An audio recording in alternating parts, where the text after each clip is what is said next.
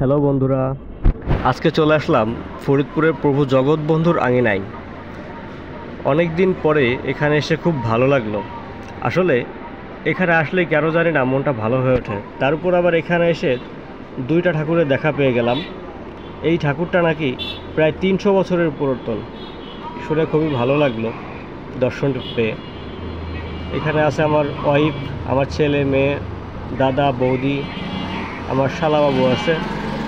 সবাইকে নিয়ে আজকে তো এই ধর্মীয় স্থানে আসলেই কেন জানি না মনটা খুব ভালো হয়ে ওঠে, প্রফুল্ল হয়ে ওঠে।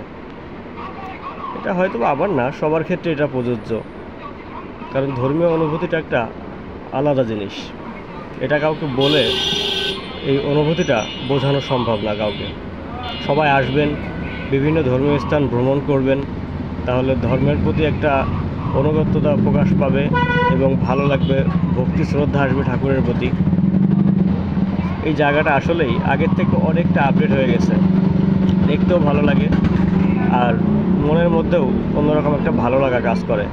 একটা সময় ছিল যখন আমি ফরিদপুরে থাকতাম, তখন এই আঙিনায় এসে অনেক সময় কাটাতাম।